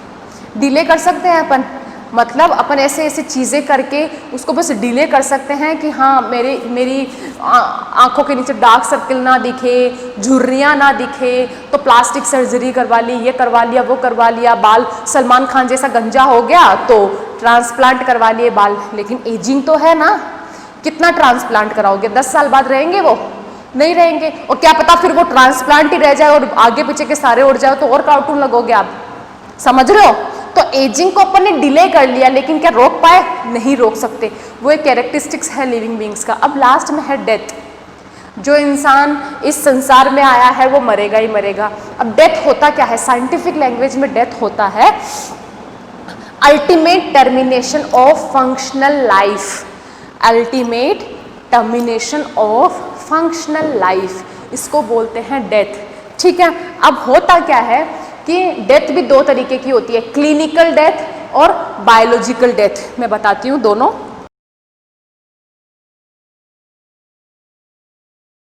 क्लिनिकल डेथ और बायोलॉजिकल डेथ, ये क्या होता है, जैसे अपन किसी पेशेंट को, किसी को हार्ट अटैक आ गया हो, पेशेंट को लेके जाते हैं फटाफट एम्बुलेंस में डॉक्टर के पास, तो डॉक्टर क्या करता है, जाते ही डॉक्टर उसको वेंटिलेटर पे लेटा के सबसे पहले देखता है कि उसकी आंखें खोल के देखता है, यूं टॉर्च डाल के देखता है कि मेरे लाइट डालने से उसकी प्यूपिल में कोई मूवमेंट हो रहा है कि नहीं हो रहा है, नहीं हो रहा है, चलो डेथ हो गई। दूसरा, वो यहाँ पे 2 उंगली डाल के नाक के नीचे सूंघ देखता है, क्या ब्रीथ, सांस लेने का अब महसूस हो रहा है डॉक्टर को, नहीं हो रहा, डेथ हो गई। वो यहाँ देखता है, यहाँ हाथ लगा के देखता है, ये होती है अपनी पल्स रेट। पल्स रेट चल रही है, पल्स रेट कैसे चलेगी, ऑक्सीजन के एक्सचेंज से, अगर CO2 बाहर आ रही है, ऑक्सीजन अंदर जा रही है, इसकी वजह से आपका हार्ट पंप कर रहा है, नहीं कर रहा है, इसका मतलब डेथ हो गई है। और चौथा क्या होता है साइन, चौथा होता है कि स्टेथोस्कोप से हार्ट रेट चेक करें, धक धक धक धक चल रहा है कि नहीं चल रहा है, नहीं चल रहा है, डेथ हो गई है। ये 4 कैरेक्टरिस्टिक्स होते हैं क्लिनिकली डेथ परफॉर्म करने के लिए, घोषित करने के लिए। और होता है बायोलॉजिकली डेथ। बायोलॉजिकली डेथ होता है ब्रेन का डेड हो जाना, ब्रेन का डेड हो जाना होता है बायोलॉजिकल डेथ। अब आप ये बताओ, क्लिनिकल डेथ और बायोलॉजिकल डेथ, इन दोनों में से कौन सी डेथ है जो रियल मीन में डेथ है, कि उसको अपन अब सुरेश ना बोल के डेड बॉडी बोलेंगे। मतलब किसी सुरेश नाम के आदमी की डेथ हो गई है, तो उसको अब डेथ के बाद में कौन सी ऐसी डेथ होगी जिसको अपन बोलेंगे कि ये अब डेड बॉडी हो गई है, सुरेश नहीं है अभी है। बायोलॉजिकल डेथ, ब्रेन का डैमेज होना, ब्रेन ने अगर नर्वस सिस्टम को कुछ भी स्टिमुलेशन नहीं दिए तो सारा फंक्शन खत्म बॉडी का, मेटाबॉलिज्म खत्म। सबसे बड़ी बात मेटाबॉलिज्म होता है, बायोकेमिकल रिएक्शंस होना, बायोकेमिकल रिएक्शन ही खत्म तो मेटाबॉलिज्म खत्म। ठीक है, तो इसमें तो फिर भी इंसान वेंटिलेटर पे जी सकता है, बाहर के आउटसोर्स दिला के, लेकिन इसमें नहीं दिला सकते, ब्रेन नहीं दिला सकते आप किसी भी इंसान को। आई बात समझ में? तो चलो, ये सब थे अपने, अब तक ये सब था अपना, क्या था, कैरेक्टरिस्टिक्स ऑफ लिविंग बीइंग। समझ में आई बात? ये आपका 3, 4, 5 ये पेज नंबर जो है ये खत्म होते हैं NCERT के। बहुत लोड था, मैंने रात को बैठ के बनाया है क्योंकि मुझे मॉड्यूल में कुछ समझ में नहीं आ रहा था कि मैं कैसे बच्चे को एक्सप्लेन करूँगा। मुझे ये अपने ही मेथड से मैंने करा है।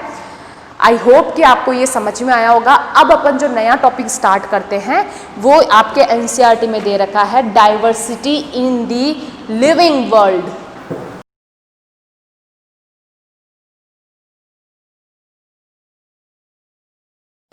Diversity in the living world, ये क्या है? डाइवर्सिटी क्या होता है? मैं हूँ, यहाँ पे खरगोश है, चूहा है, 3 प्लांट है, एक पीपल, बरगद और अपना गेहूं का, और क्या है, माइक्रो ऑर्गेनिजम्स है, बैक्टीरियाज, फंजाई सब है। तो ये डाइवर्सिफिकेशन हो गया ना। डाइवर्स मतलब डिफरेंट वेरिएशंस लिविंग बींग्स के, वो होता है डाइवर्सिटी। ठीक है, तो मतलब क्या बोलने का मतलब क्या हुआ, कहने का सारांश क्या हुआ? डाइवर्सिटी क्या है? डाइवर्सिटी है द टाइप ऑफ ऑर्गेनिजम्स और नंबर ऑफ स्पीसीज। डाइवर्सिटी का बेसिक मतलब होता है types of the type of organisms और नंबर ऑफ स्पीशीज। अब मैं आपको थोड़ा सा बताती हूँ कि जैसे ये एक एरिया है और ये एक एरिया है, दोनों एरिया है, ठीक है।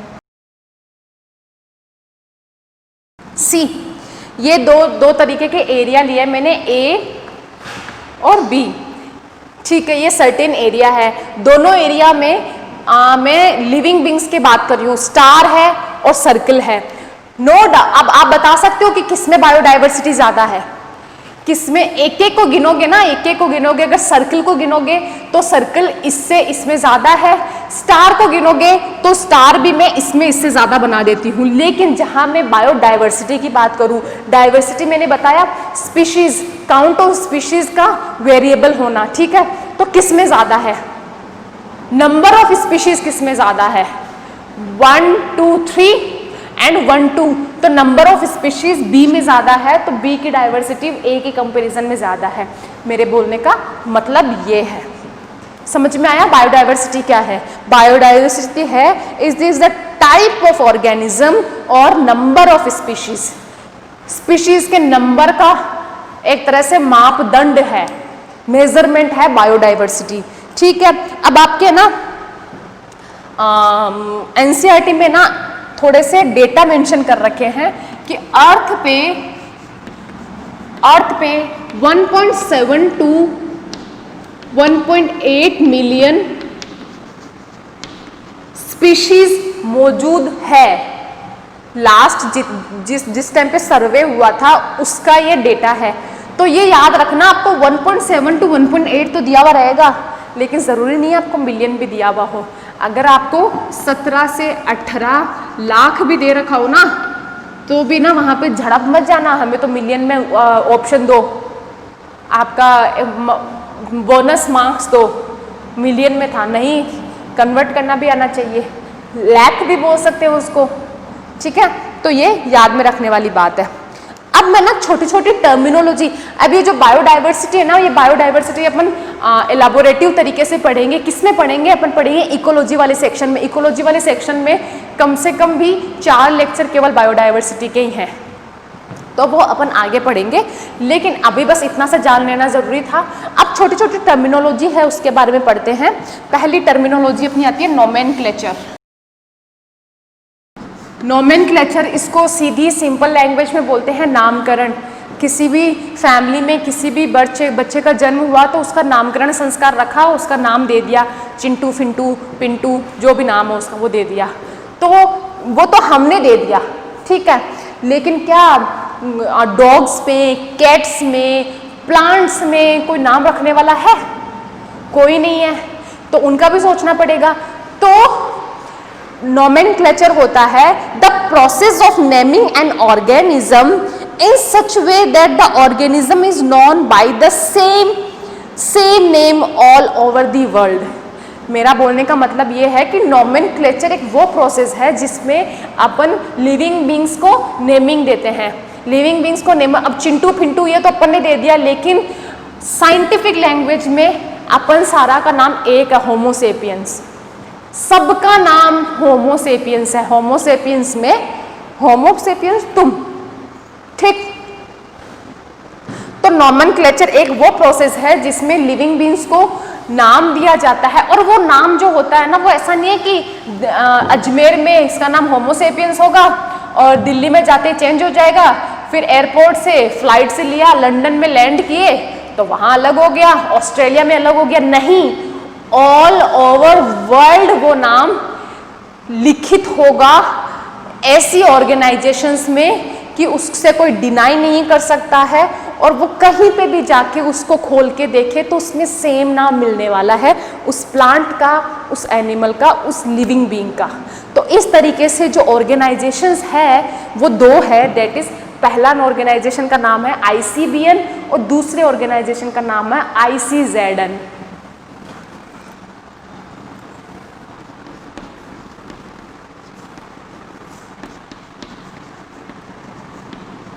International code for botanical nomenclature, international code for zoological nomenclature, दोनों की फुल फॉर्म पूछ ली जाती है, इंपॉर्टेंट है, लिख लेना, किताब में दे रखी है, एनसीईआरटी की बुक में और मॉड्यूल में, दोनों में दे रखी है, international code for botanical nomenclature. ये दोनों ऑर्गेनाइजेशन है। अब नाम से पता चल रहा होगा, यहाँ पे बॉटनी है तो इसमें प्लांट्स के नाम को, प्लांट्स के नाम का पूरा डिटेल में स्पेशलाइजेशन होगा, और यहाँ पे जूलॉजी मतलब एनिमल, एनिमल के पूरा डेटा होगा, नॉमेनक्लेचर होगा, सब कुछ इसमें होगा, ठीक है। Organization which handle the data collection and nomenclature, ये दोनों ऑर्गेनाइजेशन जो होते हैं वो डेटा कलेक्शन को और नॉमेनक्लेचर को हैंडल करते हैं। ICBN करता है प्लांट के, ICZN करता है एनिमल के, ओके चलो ठीक है। तो अब आती है अपनी बात कि ये नॉमेनक्लेचर जो है, नामकरण दिया, ये सबसे पहले शुरुआत किसने की, स्टार्टिंग कहाँ से हुई? इसकी स्टार्टिंग हुई कैरोलस लीनियस से। कैरोलस लीनियस, कैरोलस लीनियस ये एक साइंटिस्ट थे, उन्होंने सबसे पहले बाइनोमियल नॉमेनक्लेचर दिया था। कई बहुत बार, मतलब अगर इस चैप्टर में से 4 क्वेश्चन बनने हैं ना बच्चा, तो एक क्वेश्चन ये फिक्स्ड होता है कि बाइनोमियल नॉमेनक्लेचर किसने दिया था, Carolus Linnaeus. Father of systematics कौन है, कैरोलस लीनियस। अब सिस्टमेटिक्स क्या होता है, वर्ड आएंगे अभी, क्लासिफिकेशन, टैक्सोनॉमी एंड सिस्टमेटिक्स, ये वर्ड्स क्या होते हैं, कुछ तो डिफरेंस होता होगा इनमें, डिफरेंस है तभी तो अलग अलग क्राइटेरियाज दिए हुए, इनमें अलग अलग कैटेगरीज दी हुई है। तो अभी बताती हूँ मैं, पहला है कैरोलस लीनियस। कैरोलस लीनियस थे, इन्होंने बाइनोमियल नॉमेनक्लेचर दिया था। अब इन बाइनोमियल नॉमेनक्लेचर में जैसे अपना नाम क्या होता है, होमो सेपियंस, होमो सेपियंस। मैंगो, मैंगो का साइंटिफिक नेम मैंजीफेरा इंडिका, ठीक है। छुई मुई जो प्लांट होता है उसका नाम होता है माइमोसा पुडिका। और जैसा अपन गेहूं की रोटी खाते हैं, गेहूं का होता है ट्रिटिकम एस्टिवम। तो ये 2 वर्ड्स क्यों हैं, ये 2 वर्ड्स है इसलिए इसको बाइनोमियल नॉमेनक्लेचर बोलते हैं। अब मैं बताती हूँ ये बाइनोमियल नॉमेनक्लेचर क्या होता है। बाइनोमियल नॉमेनक्लेचर, बाई से मतलब 2 समझ जाओ। तो जो मैंने अभी अभी मैंजीफेरा इंडिका बताया, जो कि मैंगो का है, मैंगो का साइंटिफिक नेम है मैंजीफेरा इंडिका।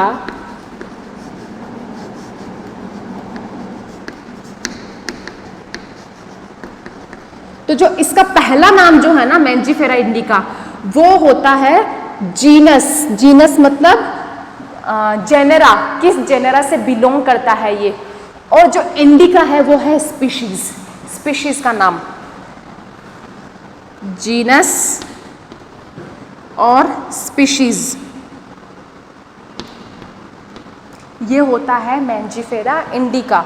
आई बात समझ में?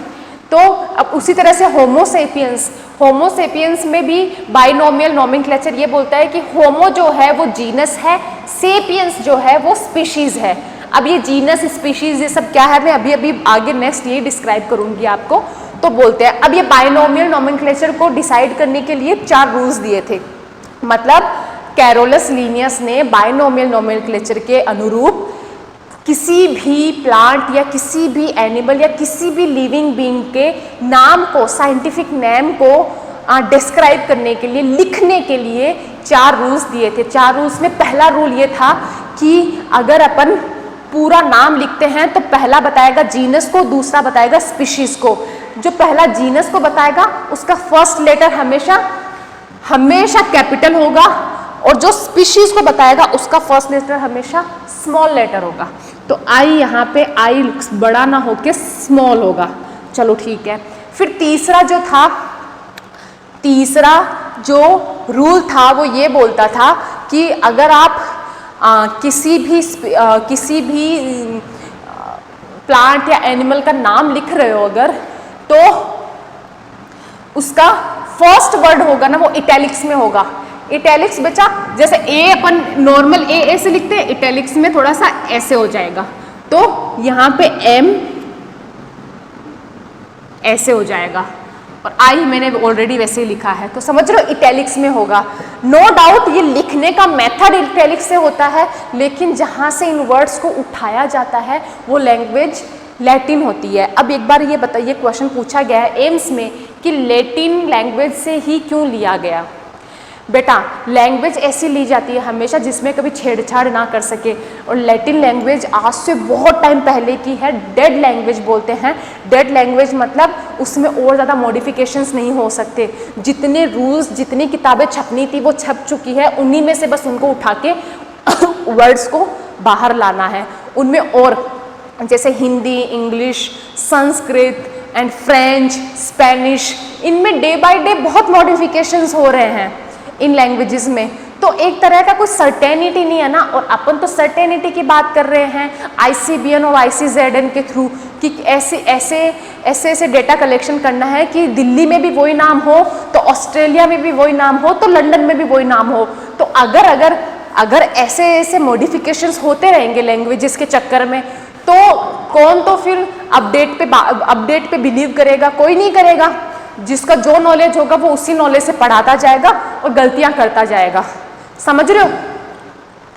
तो ये होते हैं। और चौथा पॉइंट होता है कि आप अगर दोनों नाम लिख देते हो तो दोनों को नीचे अंडरलाइन करना है, जैसे मैंने कर दिया अंडरलाइन। ये 4 रूल होते हैं। पहला रूल बोलता है कि जीनस, पहला वर्ड जो होगा वो जीनस होगा, दूसरा वाला स्पीशीज होगा। जीनस का पहला वर्ड कैपिटल होगा, स्पीशीज का पहला वर्ड स्मॉल होगा। दोनों स्मॉल और कैपिटल वर्ड दोनों क्या होंगे? इटैलिक्स में होंगे और अंडरलाइंड होंगे। बस यही बोलने का मतलब था मेरा। ये था अपना पूरा कैरोलस लीनियस का बाइनोमियल नोमेनक्लेचर। अब आपको मैं एक चीज यहीं पे नोट कर लेना आप कि कैरोलस लीनियस ही थे जिन्होंने सबसे पहले 2 बुक्स दी थी, जिनको फादर ऑफ टैक्सोनॉमी भी बोलते हैं। 2 बुक्स लॉन्च की थी इन्होंने। मैं लिख देती हूँ father of taxonomy, father of taxonomy. अब टैक्सोनॉमी में अभी आगे आपको बताती हूँ, लेकिन अभी आप पहले उसके 2 बुक्स के नाम लिखना ज़्यादा ज़रूरी है। पहली बुक का नाम था सिस्टेमा नेचुरी, सिस्टेमा नेचुरे, और दूसरी बुक का नाम था स्पीशीज प्लांटेरम।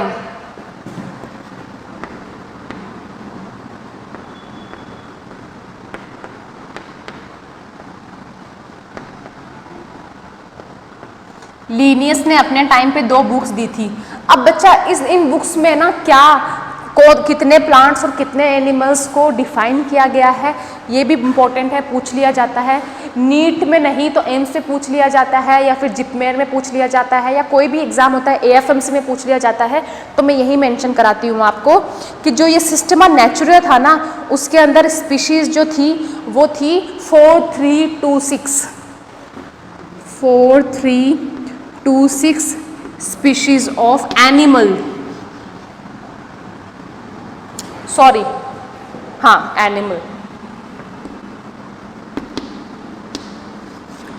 और ये जो स्पीशीज प्लांटेरम जो थी, वो स्पीशीज देखो प्लांटेरम नाम से ही दिया हुआ है, तो आपको प्लांट से ही रिलेट करना है। नियर अबाउट 6000, मतलब मैं एग्जैक्ट लिख रही हूँ लेकिन आपको याद रखना है कि नियर अबाउट 6000 स्पीशीज होती है, वो भी प्लांट की।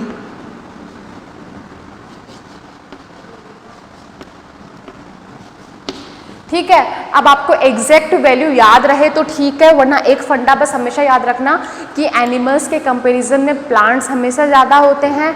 तो स्पीशीज प्लांटेरम में नाम में प्लांट छुपा हुआ है, तो इसमें हमेशा 6000 के लगभग प्लांट्स को इंक्लूड किया गया है, और वो ही उसमें सिस्टेमा नेचुरा में एनिमल्स किए गए हैं 4300 के लगभग। ठीक है, अब मैं सिस्टमेटिक्स बताती हूँ और क्या बोलते टैक्सोनॉमी बताती हूँ। मैं सब बताऊंगी धीरे धीरे, लेकिन ये जो इम्पोर्टेंट पार्ट था कैरोलस लीनियस से रिगार्डिंग, वो मैंने यहाँ लिख दिया है।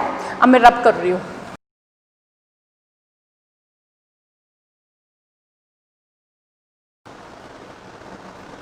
अब नया वर्ड जो आता है क्लासिफिकेशन। पहला नोमेनक्लेचर बता दिया मैंने, अब नया वर्ड है क्लासिफिकेशन।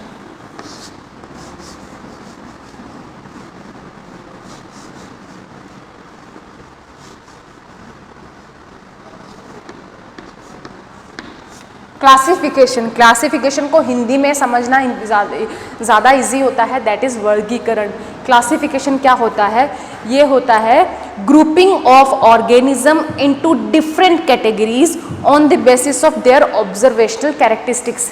मतलब किसी ऑब्जर्व किए हुए कैरेक्टरिस्टिक्स के बेस पे किसी भी ऑर्गेनिजम्स को ग्रुप में डिवाइड करना, ग्रुप में डाइवर्ट करना, डिवीजन देना, इसका मतलब होता है क्लासिफिकेशन। अब ये क्लासिफिकेशन भी 3 तरह के दिए गए थे, नेचुरल क्लासिफिकेशन, आर्टिफिशियल क्लासिफिकेशन और तीसरा है अपना फाइलोजेनेटिक क्लासिफिकेशन। नेचुरल क्लासिफिकेशन में क्या होता है? एक्सटर्नल और इंटरनल दोनों जो कैरेक्टरिस्टिक्स होते हैं, जैसे मेरे एक्सटर्नल मतलब मैं कितनी हाइट की हूँ, मेरा रंग क्या है, मेरे बाल के टाइप कौन से हैं, मेरा बाल की लेंथ कितनी है, मेरी आँखें कैसी हैं, आँखों का कलर क्या है, ये होता है एक्सटर्नल फीचर्स। इंटरनल फीचर्स क्या होते हैं? इंटरनल फीचर्स होते हैं जो सीटी स्कैन में या फिर एक्सरे मशीन में आएंगे कि इनका लीवर काम कर रहा है कि नहीं कर रहा है ढंग से, इनका नर्वस सिस्टम कितना एक्टिव है, इनका बीपी रेट कितना है, इनका शुगर कंटेंट कितना है, ये किसी रोग से ग्रसित तो नहीं है, कोई डिसऑर्डर तो नहीं है, ये इंटरनल है। तो बोलने का मतलब है किसी भी प्लांट या फिर किसी भी लिविंग ऑर्गेनिज्म को एक्सटर्नल और इंटरनल दोनों तरह के कैरेक्टरिस्टिक्स अगर बराबर अहमियत के साथ में बेसिस बना के अगर उनको क्लासिफाई किया जाता है तो उसको बोलते हैं अपन नेचुरल क्लासिफिकेशन। ये जो शीट है ना, शीट में बहुत अच्छे से आपको यही तब पढ़ने हैं, इसलिए मैं सिर्फ नाम लिख रही हूँ यहाँ पे, नेचुरल क्लासिफिकेशन। और दूसरा आता है अपना आर्टिफिशियल। आर्टिफिशियल में क्या होता है? आर्टिफिशियल में ये होता है कि जो एक्सटर्नल अपीयरेंस है उसी को ही इम्पोर्टेंस दी जाती है। और लास्ट में जो अपना तीसरा है जो सबसे ज़्यादा इम्पोर्टेंट और सबसे ज़्यादा प्रोग्रेसिव है, that is phylogenetic. That is phylogenetic classification. ये बस नाम देख लो, विस्तार में अपन नेक्स्ट वाली क्लास में इसको पढ़ने ही वाले हैं। नेचुरल में एक्सटर्नल और इंटरनल दोनों फीचर्स को बराबर इंपॉर्टेंस दी जाती है, आर्टिफिशियल में सिर्फ एक्सटर्नल को दी जाती है, और फाइलोजेनेटिक में होता है कि टाइम के साथ जो डेवलपमेंट हुए हैं उनको बेसिस बना के क्लासिफिकेशन किया जाता है। एंगुलर पेंटल ने दिया था वो वाला, ठीक है। ये अपना क्लासिफिकेशन का पार्ट हो गया। अब अपना आता है सिस्टमेटिक्स और टेक्सोनोमी। ये 2 इम्पोर्टेंट टर्मिनोलॉजी देख लेंगे, उसके बाद में अपना आता है टेक्सोनोमिक कैटेगरीज, वो पढ़ेंगे तो ये चैप्टर अपना पूरा खत्म हो जाएगा। फिर लास्ट में टेक्सोनोमी एड्स आते हैं 5-10 मिनट के।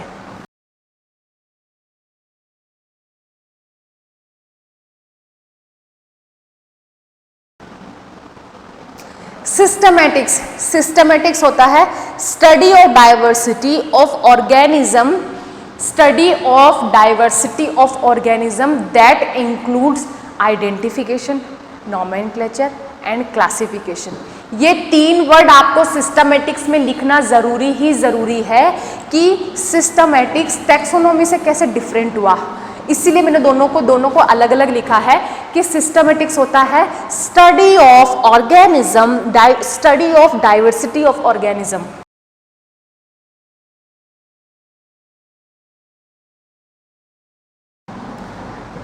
आई बात समझ में?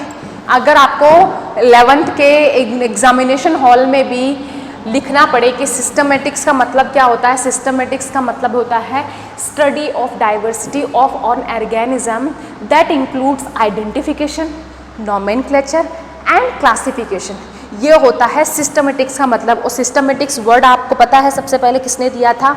वही कैरोलस लीनियस ने। फादर ऑफ टैक्सोनॉमी बोलते हैं, फादर ऑफ सिस्टमेटिक्स इसको बोलते हैं। और एक नया वर्ड भी आता है न्यू सिस्टमेटिक्स दिया था जूलियस हक्सले ने, ठीक है। वो आगे कल वाले चैप्टर में बहुत अच्छे से समझ में आएगा, इसलिए मैं खाली नाम बता रही हूँ। जूलियस हक्सले थे एक साइंटिस्ट, इन्होंने न्यू सिस्टमेटिक्स मतलब थोड़ा सा उसमें अलग मॉडिफाई कर दिया था। अब नेक्स्ट अपना आता है, वो आता है मॉडिफिकेशन, टैक्सोनॉमी। टैक्सोनॉमी का मतलब क्या होता है? टैक्सोनॉमी मतलब होता है as the study of principles and procedure of classification.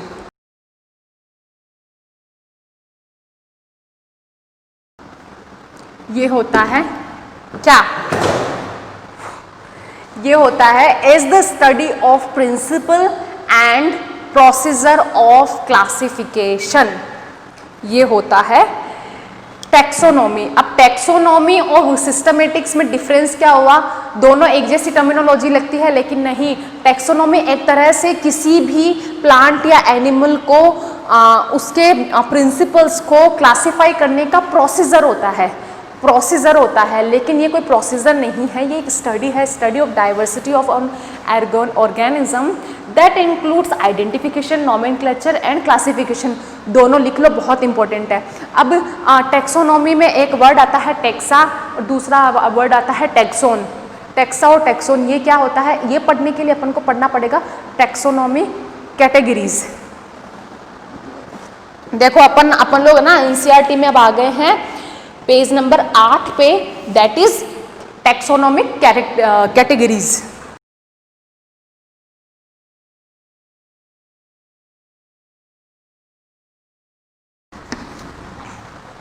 Taxonomic categories क्या मतलब होता है? टैक्सोनॉमिक कैटेगरीज का मतलब ये होता है कि किसी भी प्लांट या किसी भी एनिमल या किसी भी लिविंग बींग्स का अपन उसको उसके टैक्सोनॉमिकली अभी मैंने बताया था कि उसको उसके प्रिंसिपल्स और कैरेक्टरिस्टिक्स के अकॉर्डिंग उसको क्लासिफाई करना। ये मतलब होता है कैटेगरीज देना, टैक्सोनॉमी तरीके से कैटेगरी देना। अब ये कैटेगरी होती है बेटा 7 तरीके की, और 7 तरीके, सातों कैटेगरीज को उनके सीक्वेंस के अकॉर्डिंग ही याद करना ज़रूरी होता है। तो उनका सीक्वेंस याद करने का मेरा तो एक नॉर्मल सा फंडा है कि मैं उसको याद करती हूँ कैपकॉफ जी, कैपकॉफ जी, कैपिकॉफ जी, के पी कॉफ जी। क्या छूट गया? एस छूट गया, स्पीशीज। कैपी कॉफ जी एस। सब अपने अपने फंडे बनाते हैं, मेरे को तो ऐसे याद है। इवन मेरे को तो अब इतना साल पढ़ाते हुए हो गया, तो मेरे को तो सीधा याद है kingdom, phylum, class, order, family, genus and species. ऐसे होता है ये, ठीक है। तो लिख देती हूं मैं पूरा।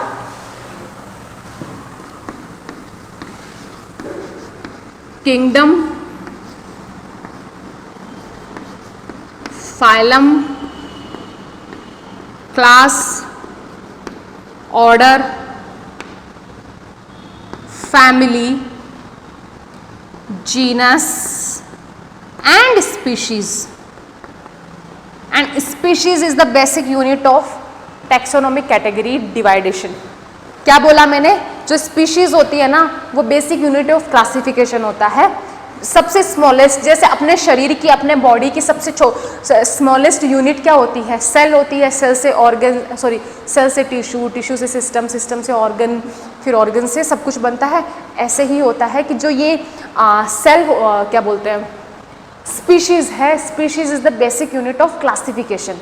आई बात समझ में?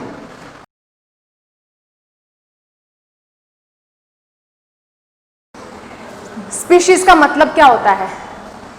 जैसे मैंने अभी आपको बताया कि पैंथर, नया होमोसेपियंस और ये सब छोड़ते हैं अपन, तो शेर चीता की बात करते हैं आज, ठीक है। पैंथर, पैंथर का साइंटिफिक नेम होता है पैंथरा लियो, या ये पैंथरा लियो जो होता है वो लायन की स्पीशीज है। फिर दूसरा आता है पैंथर पोर्डस, आई थिंक पोर्डस बोलते हैं, हाँ पोर्डस, हाँ। और दूसरा होता है पैंथर टाइग्रिस, टाइगर होता है।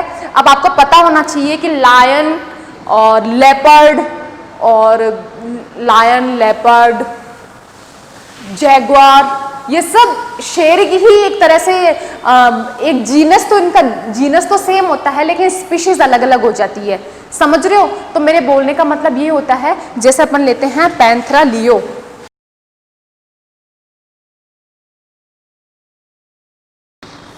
बाइनोमियल क्लासिफिकेशन के अगर अकॉर्डिंग चले तो आगे वाला जीनस होता है, बाद में पीछे वाला स्पीशीज होता है। तो आगे वाला यहाँ पे तीनों में सेम है, लेकिन पीछे वाला तीनों में अलग हो गया। तो तीनों में अलग होते हैं, यहाँ पे स्पीशीज में वेरिएशन हो गया, हुआ कि नहीं हुआ? तो ये लियो है, ये लियो जो है ये लेपर्ड से रिलेटेड है।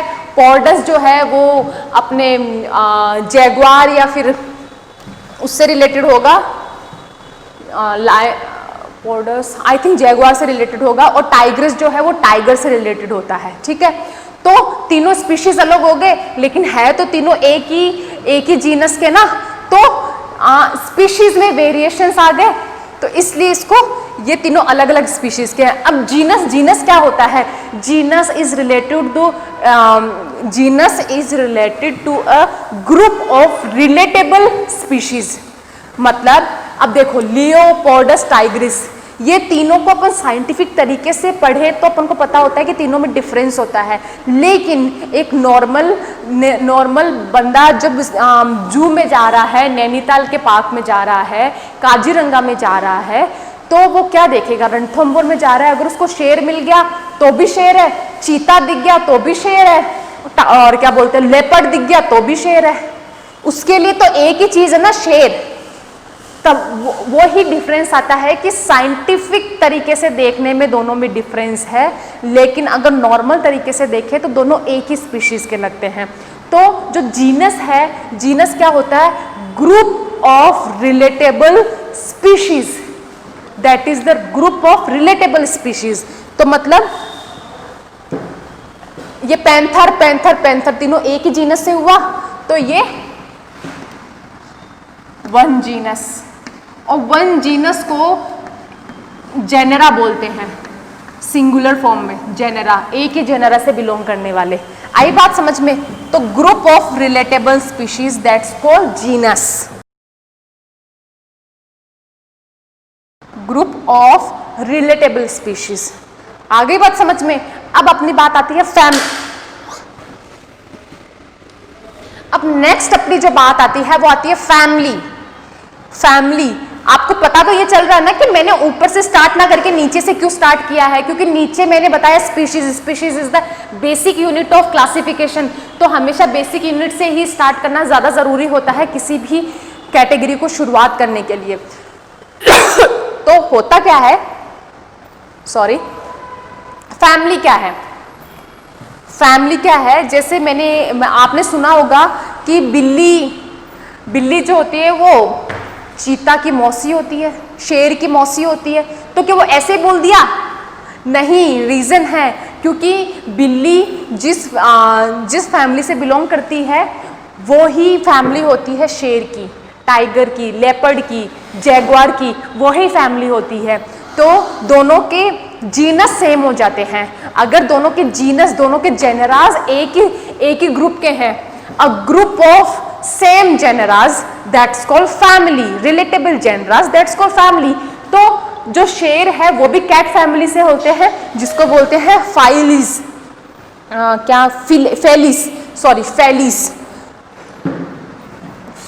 फैलिस जो होता है ना वो ही होता है कैट फैमिली, और वही होती है लायन फैमिली।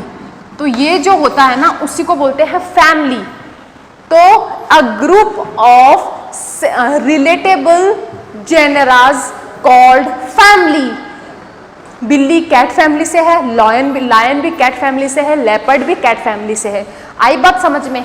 अब नेक्स्ट अपना आता है ऑर्डर। अब आपको समझ में आ रहा है मैं जो बोल रही हूं कि स्पीशीज का एक समूह, स्पीशीज का एक ग्रुप बन जाएगा, group of relatable species called genus, group of relatable genus called family, fine, और group of relatable family that's called order. आई बात समझ में? तो मेरा बोलने का मतलब वो है। अब उसके बाद ऑर्डर का ग्रुप आ जाएगा तो उसको बोलेंगे क्लास का ग्रुप हो जाएगा फाइलम, और पूरे फाइलम मिल जाएंगे तो उसको बोलेंगे अपन किंगडम मतलब प्लांट किंगडम, एनिमल किंगडम। ठीक है, आई बात समझ में? अब ये जो मैंने अभी आपको ये जो बताया है, एक स्टेप वाइज कैटेगराइजेशन, इसको बोलते हैं टैक्सोनॉमिक हायरार्की। ये बहुत बार पूछ लिया जाता है, इसको क्या बोलते हैं? Stepwise classification, categorisation.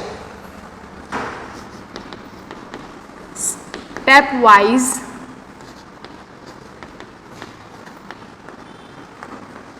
Categorisation, इसको बोलते हैं अपन टैक्सोनॉमी हायरार्की।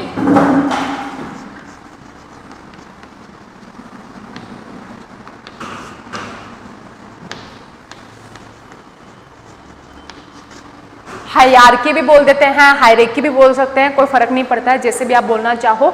ये जो कैटेगरीज में डिवाइड किया ना अपन स्टेप वाइज, इसको बोलते हैं कि टैक्सोनॉमिक हायरार्की। ठीक है, अब अपना आता है मॉडर्न क्लासिफिकेशन। मॉडर्न क्लासिफिकेशन क्या है? मॉडर्न क्लासिफिकेशन में basically external, internal cells, external cells और सेल इंफॉर्मेशन, इकोलॉजिकल इंफॉर्मेशन, इन सब को बेस बना के, अब आप देखोगे ना कल मैं नई क्लास लूँगी तब मैं आपको यहाँ से ये जो शीट दी हुई है ना आपको प्लांट डाइवर्सिटी की, इसमें से स्टार्ट करूँगी, तो आप देखोगे कि मैम जैसे जैसे आगे बढ़ रही है क्लासिफिकेशन में, तो जो बेसिस ऑफ क्लासिफिकेशन है ना, जो बेसिस बना के क्लासीफाई किया जाता है वो बढ़ते जाते हैं। जैसे मैंने ये बताया आपको, ये एक तरीके से टैक्सोनॉमी से रिलेटेड था, हायरार्की से रिलेटेड था, लेकिन जो मैं मॉडर्न क्लासिफिकेशन अभी जिक्र कर रही हूँ तो इसमें आ रहा है external cell, internal cell, formation of cell, और क्या बताया अभी मैंने, और बताया इकोलॉजिकल इंफॉर्मेशन, इनको बेसिस करके मॉडर्न क्लासिफिकेशन दे दिया। तो आप समझ पा रहे हो कि आगे से आगे जितने भी अपन को वो दे रखे हैं, जितने भी क्लासिफिकेशन दे रखे हैं, वो आगे से आगे मॉडिफाई होके अपन को लास्ट में अपन को मिलता है 5 किंगडम क्लासिफिकेशन, जो RH वीटेकर ने दिया था, वो ही सबसे ज़्यादा मान्य है। ठीक है, तो अभी अपन तो इसीलिए मैं थोड़ा सा आपको बेसिक लेवल का आज ही खत्म कर रही हूँ पूरा, ताकि अपन आगे जब पढ़ो तो आपको किसी भी तरह की मिसअंडरस्टैंडिंग ना हो। ठीक है, अब छोटी छोटी टर्मिनोलॉजी हैं जो आपके इसमें दे रखी है NCERT में। देखो ये मैं आपको दिखाती हूँ, ये जो मैंने यहाँ बनाया था वो ये है टैक्सोनॉमिक हायरार्की। फिर ये जो है ये आपको बताता है कि ये जीनस है, फैमिली है, ऑर्डर है, क्लास है और स्पीशीज है, ये बताता है। अब आता है अपना टैक्सोनॉमिक एड्स। क्या होता है टैक्सोनॉमिक एड्स?